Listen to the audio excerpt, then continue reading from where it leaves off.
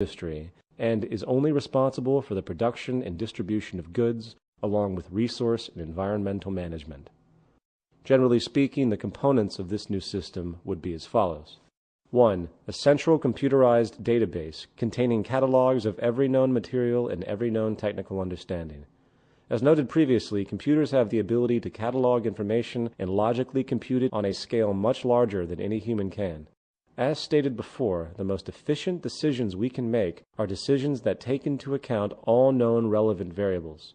Only computers will be able to handle the integration of all known earthly knowledge and come up with decisions that will be logically based on the full known range of data. Just as with our previous example of our car mechanic who had his tailored database program for solving mechanical problems, this central computerized database contains all known knowledge ranging from the properties, combinations, and applications of every element on the periodic table to the complete known history of technological invention. Once the associative system emerges, which will allow computers to contextually cross-relate all the known disciplines, we will have at our grasp a tool of immeasurable possibilities.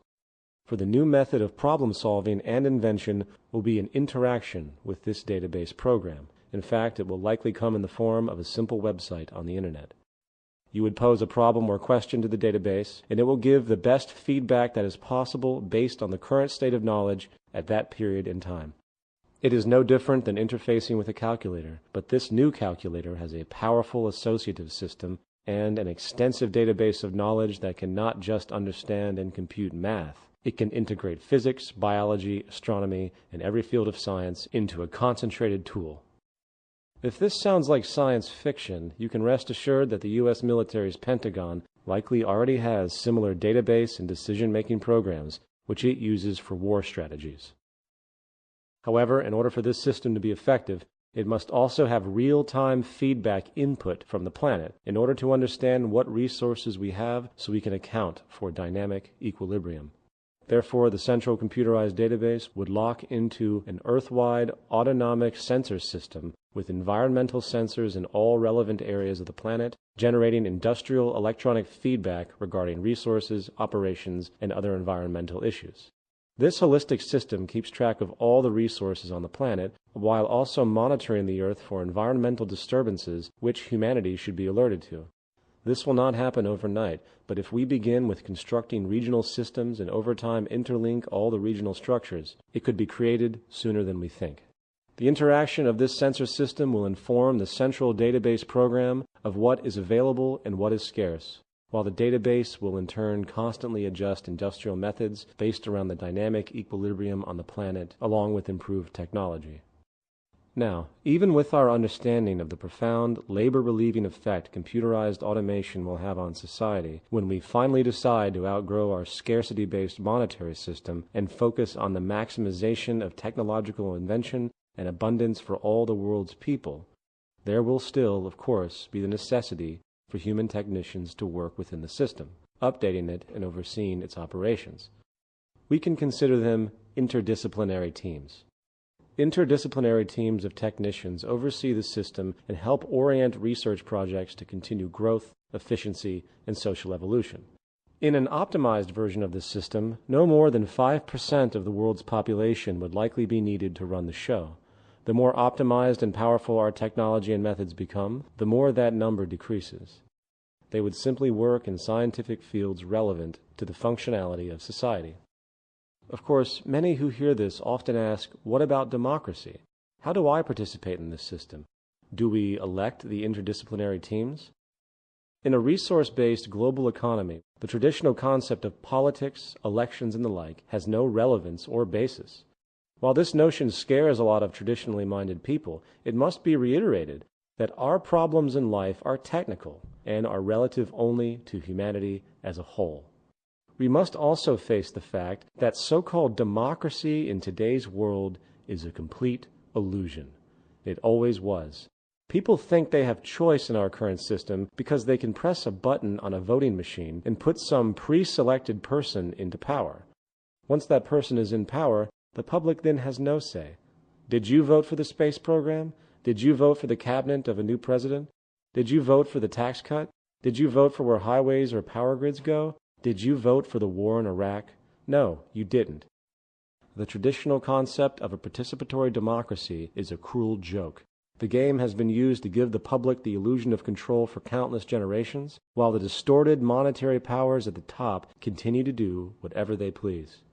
There never was a true democracy in any country in history, and there never will be as long as the monetary system is in operation and scarcity is perpetuated. So then, how would a person participate within a resource-based economy? Well, how would you define participation? True participation in society would entail understanding how society technically worked, and then constructively proposing ideas or innovations to be implemented, created, or altered. The first thing a person would do is interact with the central database, which, as denoted before, would come in the form of an internet web page that every person on the planet has access to. They would then input their proposal. The central database, with its historical knowledge and full integration of all scientific fields, would then analyze the concept for its scientific and technical integrity, along with optimizing the materials required, if necessary, based on current understandings and availabilities.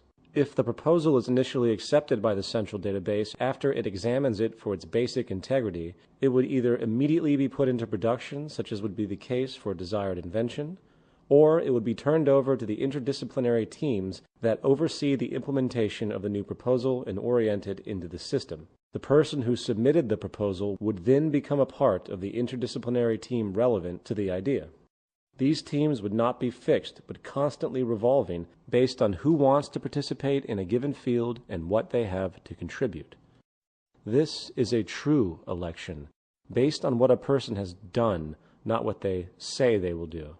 Furthermore, the public's fear of traditional corruption will have little basis, for there is no reward for it. The interdisciplinary teams do not get paid in any way, for their worldviews have been expanded to realize that their reward is, in fact, the fruits of the society as a whole, and they contribute because it benefits them directly.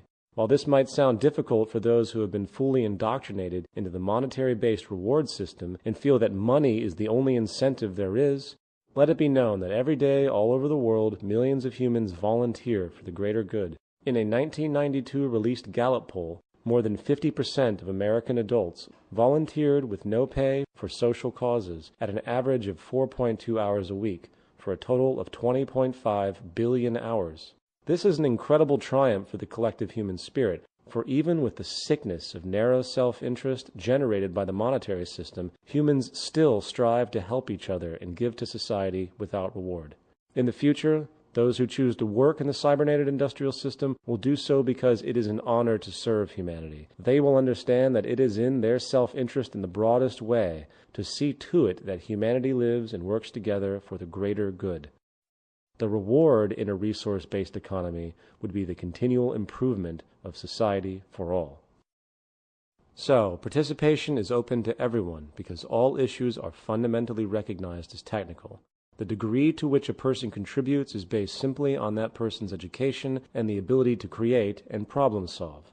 This is why expanded, relevant education is critical.